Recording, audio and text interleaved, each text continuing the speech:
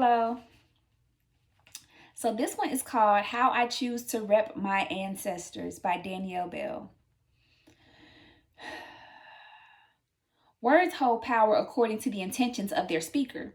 I use the word understanding not to cause another to feel less than, but to confirm comprehension according to its definition. In no way does that mean that I agree with the intentions of oppressors who use their titles to undermine others. And that does not mean that I have a lack of regard for those who have suffered before me. I just choose to show my respect and appreciation by growing and developing beyond the submission to bondage and restrictions. I do it without aggression according to my passive aggressive nature.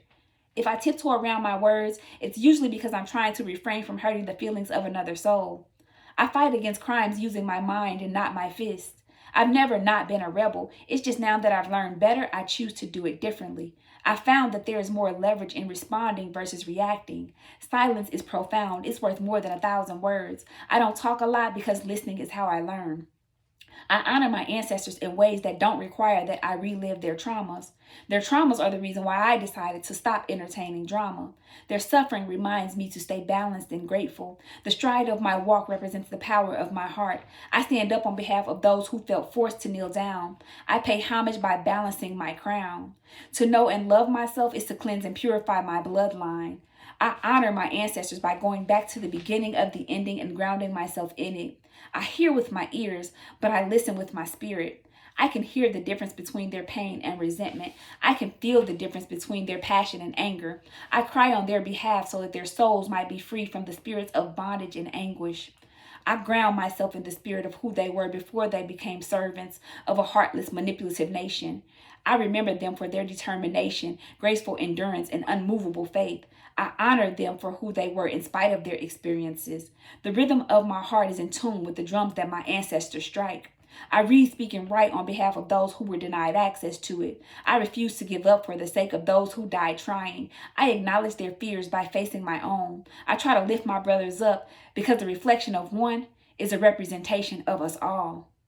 I hold myself accountable as a representative of my squad. I thank my ancestors for their will to make something out of nothing. It's what I attribute my gift of resourcefulness to. I inherited their powerful presence and tone of conviction. Their sacrifices is why I surrender to healing and releasing. Their connection to the sun is why it doesn't burn my skin. Instead, it removes toxins and purifies my energy. Whenever I'm in its presence, for some reason, I just feel special. I connect with the moon on behalf of the seers who were silenced by the kings. I am courageous in my pursuits so that their strength and valor might shine through me.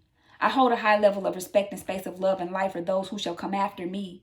I carry the mighty torch that was passed down to me with purpose, perseverance, patience, and intentions of multiplying its power while preserving its purity as the next one is being prepared to take the lead. I process the burdens of my ancestors as a gift to lighten my load, fully aware that not all of them will support my efforts, and for that I forgive them. I focus on my heart being lighter than the feather that lies upon the scale of judgment. Because of their work in the fields, I feel free in them. Their escape through the trees is why I feel drawn to them. I am poised and polite in my delivery because it's a characteristic of my heritage. I break generational curses by worshiping the Most High God only. I don't pacify my shortcomings. I work to balance them according to my ancestors' vigilance. I'm not passing judgment or knocking how you choose to do it, and I hope to be extended the identical courtesy. I am who I am because of what's in me that the natural eye is incapable of seeing. I salute my soul's ancestors, which extend far beyond the bloodline of this vessel. Lingos don't complement my speech, but you can rest assured that I'm tapped into all realms just because I'm me.